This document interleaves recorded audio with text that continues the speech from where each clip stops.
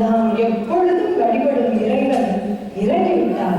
பிறவி பயன் பெற்றேன் தமக்கையாரே, பிறவி பயன் பெற்றேன் குந்தவை நாச்சியாரின் மற்றொரு கேட்டு.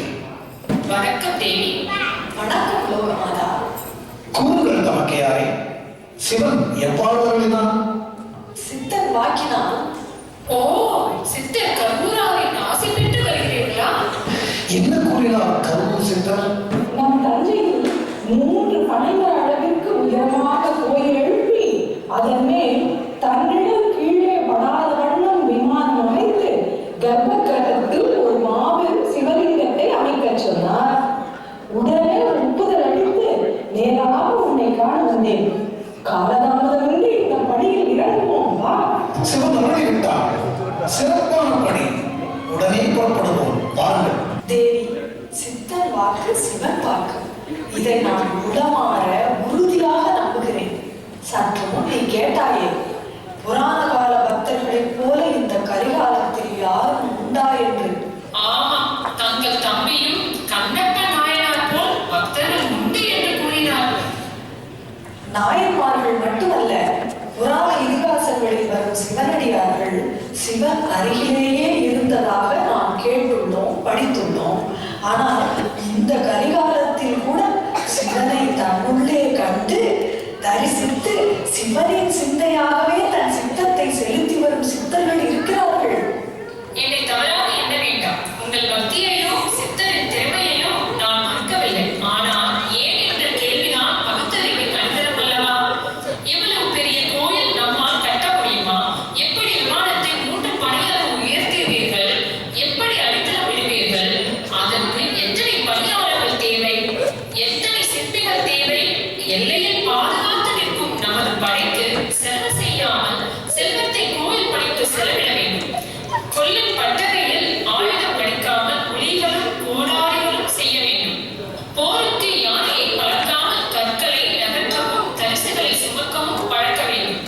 மண்ணை தோண்டவும் கல்லை உடைக்கவும் பல வேளையில் மக்கள் முழுகிவிடுவர். இப்படி கோயில் பணியில் ஈடுபட்டால் பகைவர்கள் எளிதில் படையெடுத்து நம்மை வெற்றி கொள்வர்.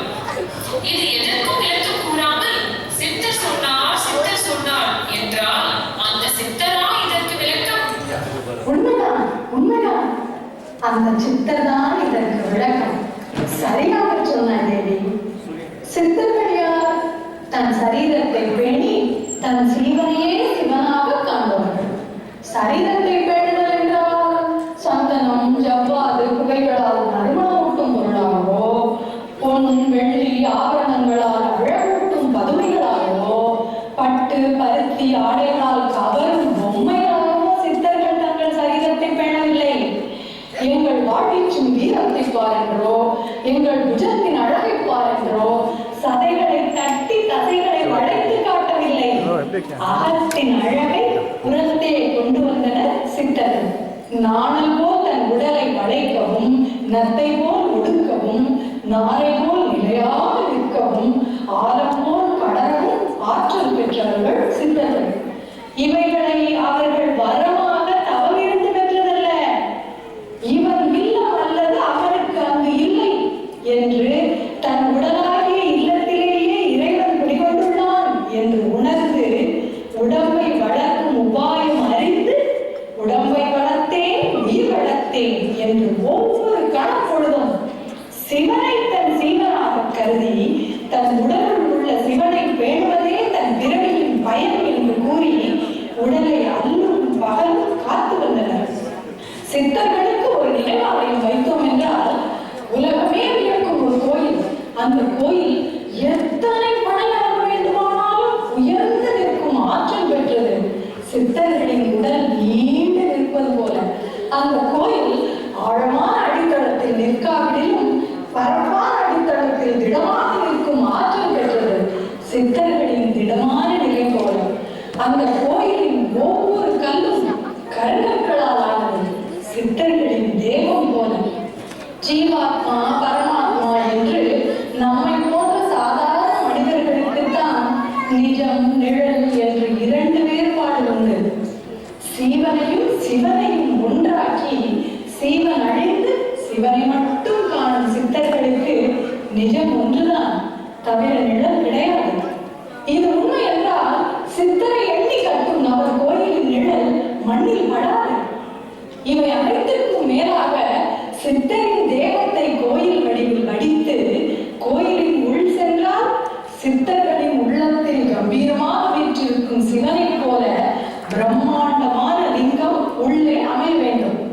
ராஜராஜா, சித்தர் கருவூர் தேவரின் உள்ளத்தை இப்பொழுதுதான் உணர்ந்தேன்.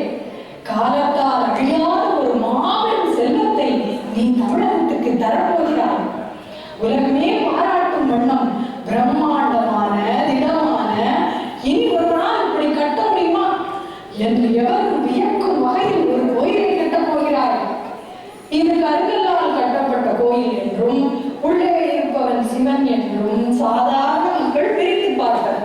ஆனால் நீ படித்ததே சித்தனின் வடிவத்தைத்தான் என்ற உண்மையையும் கோயிலாக சித்தனின் தேகமும் சிவனாக சித்தனின் சீவனும் எழுந்து நிற்கின்றது என்பதை சிலர் உணர்ந்து சித்தருக்கு மரியாதை செலுத்துவர் இங்கு நின்று.